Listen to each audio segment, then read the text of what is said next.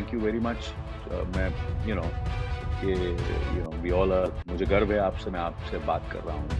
اور ابھی اس وقت آصف غفور کے بیٹے کے نکاح پر انیل کپور کی سرپرائز انٹری. اپنے دیرینہ دوست جنرل آصف غفور کے بیٹے کو دیا بڑا تحفہ، جانیے اس ویڈیو میں. دوستو، جیسا کہ آپ لوگ جانتے ہیں کہ سابق DGISPR بیٹے کی نکاح کی شاندار تقریب ہوئی، جس کی تصاویر تیزی سے سوشل میڈیا پر وائرل ہو رہی ہیں. لیفٹیننٹ جنرل آصف غفور کے بیٹے کا نکاح ہو گیا، جس میں بڑی بڑی شخصیات کے ساتھ بھارتی اسٹار انیل کپور نے بھی سرپرائز انٹری دی.